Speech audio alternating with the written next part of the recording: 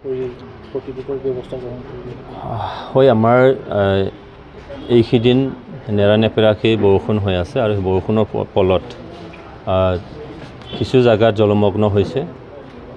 আমি জানো যে প্ৰায় ৩-৪ দিন আগলৈকে আমাৰ বিশেষকৈ ভূটান ৰাষ্ট্ৰৰ মানে কাষে কাষে যিখিনি আমাৰ অঞ্চলবোৰ আছে তাত মানে পানীৰ এটা মানে বিৰাট এটা সমস্যা হৈছিলে। তেখেতসকলৰ নদ নদী খোৱা পানী নোহোৱা হৈছিলে। কিন্তু বতৰৰ কৃপাত আজি সেই অঞ্চলবোৰত নিশ্চয়কৈ তেখেতসকলৰ খোৱাত আজি পানী উভৰি আহিছে। ইফালেদি তেখেতসকলৰ কাৰণে বহুত এটা মানে প্ৰকৃতিয়ে সুন্দৰ এটা তেখেতসকলৰ কাৰণে বৰদান হিচাপে হৈছে। কিন্তু কিছুমান অঞ্চল আছে য'ত নেকি জলমগ্ন হৈছে। তো অসম এটা এনেকুৱা এটা প্ৰদেশ হয়, এনেকুৱা এটা অঞ্চল হয় য'ত নেকি আমি এইবেলি মানে প্ৰায় 40-50 বছৰৰ মানে মূৰত আমাৰ সেই আমটেকা কৈলামইলা বা তেনেকৈ দাঁতগিৰি অঞ্চলত মানে পানীৰ যিখিনি লেভেল সেই লেভেলটো নোহোৱা হৈ গৈছিলে, একেবাৰে তললৈ গৈছিলে। কিন্তু প্ৰকৃতিৰ যিখিনি কৃপা সেই কৃপা তেখেতলোকৰ আজি যথেষ্ট হয়তো সুখী। কিন্তু কিছু অঞ্চল জলমগ্ন হৈছে, তাত নিশ্চয়কৈ আমাৰ জিলা প্ৰশাসন আমাৰ ডিষ্ট্ৰিক্ট কমিশ্যনাৰসকলে তাৰ কাৰণে ৰেডি হৈ আছে। আমাৰ গাৰ্জেন মিনিষ্টাৰ তেখেতসকলেও যথেষ্ট মানে জাগ্ৰত হৈ আছে যে কেনেকৈ আমি মোকাবিলা কৰিব পাৰোঁ। ময়ো যিটো এতিয়া নতুনকৈ মানে সাংসদ হৈছোঁ, এতিয়া আমাৰ সাংসদ হিচাপে মোৰ যিখিনি শপত গ্ৰহণ এতিয়াও হোৱাগৈ নাই। এতিয়াও হোৱা 24-ৰ পৰা 3 মানে জুলাইলৈকেহে হ'ব। তাৰপিছত নিশ্চয়কৈ মই কৰণীয় কামখিনি নিশ্চয় কৰিম। তথাপিতো মই জিলা প্ৰশাসনৰ লগত যোগাযোগত আছোঁ। তেনেকৈ যদি কিবা এটা পৰিৱেশ হয় তেতিয়াহ'লে মোকাবিলা কৰিব পৰাকৈ, তৎকালে মোকাবিলা কৰিব পৰাকৈ আমাৰ জিলা প্ৰশাসন একেবাৰে ৰেডি হৈ আছে।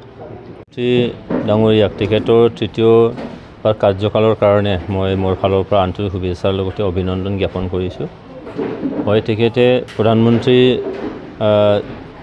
হোৱাৰ লগে লগে তেখেতে প্ৰথম কাৰ্য বা প্ৰথম ফাইলত সহি কৰিছিলে আমাৰ কিষাণসকলৰ কাৰণে যিখিনি PM কিষাণ আঁচনি দিয়া সেই ফাইলত তেখেতে সহি কৰিছে, আমি সকলোৱে জানো। তো আজি তেখেতে 17টা কিস্তি বা 17তম কিস্তি PM কিষাণ আঁচনিৰ য'ত মানে 2000 টকাকৈ দিয়া হয়, সেইটো গোটেই দেশৰ 9,26 লাখ বেনিফিচিয়াৰীসকলক প্ৰায় মানে 20,000 কোটি টকা একাউণ্টলৈ ট্ৰেন্সফাৰ কৰিলে। এই কাৰ্যটো আজি তেখেতৰ সমষ্টি বাৰাণসীৰ ফালৰ পৰা তেখেতে সেইটো কৰিছে।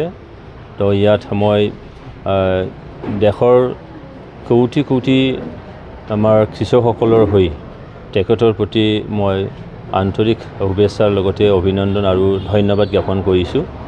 আৰু মোৰ কোকৰাঝাৰ লোকসভা সমষ্টিৰ অন্তৰ্গত বহু কিষাণ বা আমাৰ কৃষকসকলে এই আঁচনিৰ দ্বাৰা লাভান্বিত হৈছে।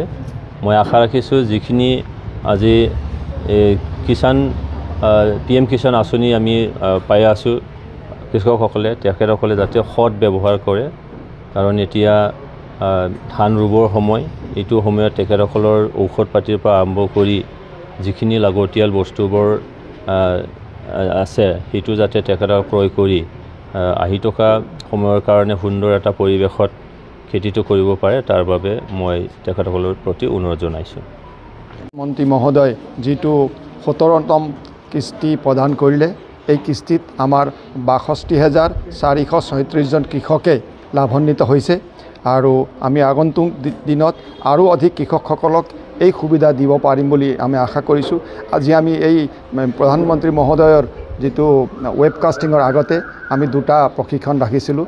এটা হৈছে আমাৰ PM কিষাণ আৰু অন্যান্য আঁচনিৰ PM কিষাণ KCC ফচল বীমাৰ ওপৰত এটা সজাগতামূলক, আৰু আগন্তুক ধান খেতিত বৰ্তমান যিটো ধান খেতি চলিছে এইটোত সুষম হাৰত কেনেকৈ সাৰ দি সুষম হাৰত ঔষধ ছটিয়াই যেনেকৈ আমি কৃষকৰ উৎপাদন বৃদ্ধি কৰিব পাৰোঁ তাৰ বিষয়ে আমি এটা প্ৰশিক্ষণ ৰাখিছিলোঁ।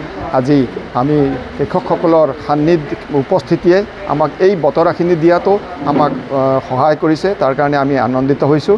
আৰু যিসকল কৃষকে এতিয়াও PM কিষাণ পাবলৈ আছে সেইসকলক আগবাঢ়ি আহিবলৈ, আৰু আমাৰ যিসকল ইতিমধ্যে হিতাধিকাৰী হৈছে, যিসকলে এই ধনৰাশি পাইছে, তেখেতসকলক তেওঁলোকৰ ভাই বন্ধু